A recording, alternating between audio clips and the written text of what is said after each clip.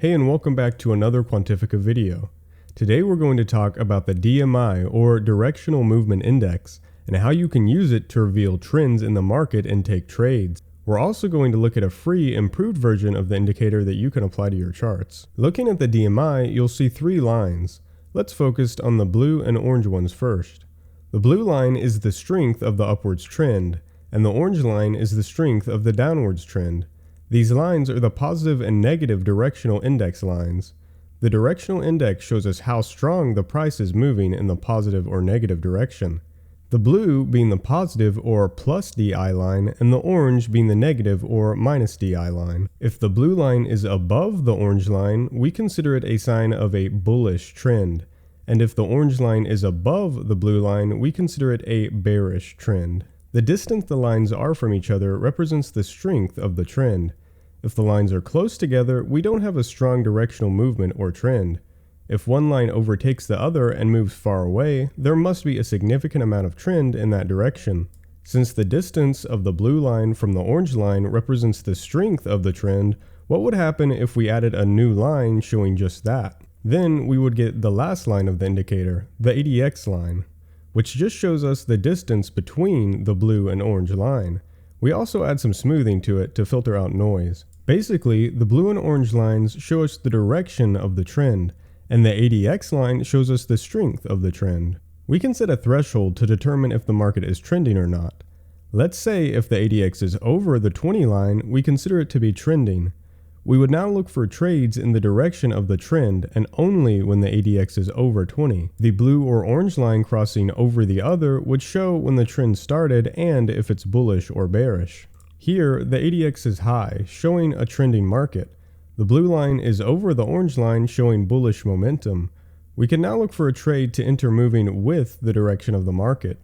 You have two inputs to the DMI, the DI length and the ADX smoothing.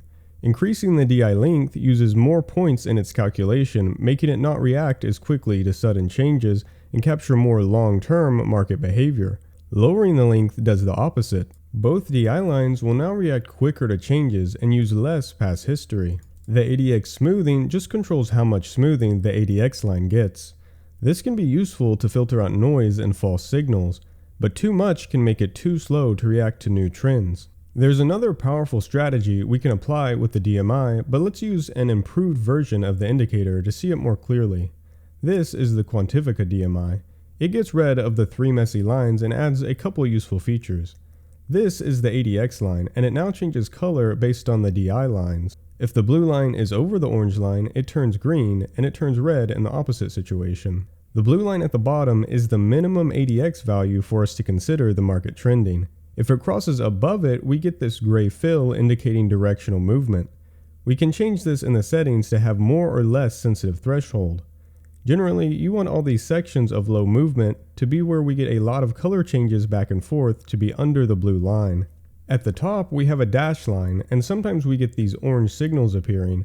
This shows us a powerful feature of the DMI. The DMI can not only help us to know when trends start, but also know when they're getting close to ending. A common mistake is to see the ADX get to a high number, so you assume there is a strong trend and is it a good time to place a trade, only for the market to stop moving in that direction and eventually lose you the trade. Trends don't last forever, and it is essential to understand when they're getting close to exhaustion.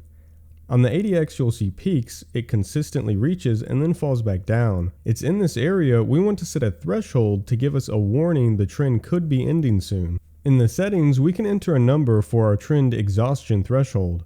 Once it reaches the dotted line, an orange cross will be printed, signaling the trend could be close to exhaustion or a possible reversal. The market hit this threshold once and print an orange cross and then the price reverse. And then once again, we get another trend all the way up and then it hits this dotted line threshold and then we get an orange cross printed and we get another reversal of trend. Basically, you want to be wary of taking any trades when you see these orange crosses start to appear. That could mean the trend is nearing exhaustion and you could get a reversal, or the trend could just be close to dying out. This isn't always the case, but it's important to be aware of when it could happen. The Quantifica DMI indicator is free and available to everyone with the link below. If you're interested in more advanced indicators, check out the Quantifica Patreon, where you get access to the entire library of all current and future premium Quantifica indicators. Link is in the description. If you found this video useful, a like would be greatly appreciated. If you want to see more videos like this, go ahead and subscribe. Thanks for watching.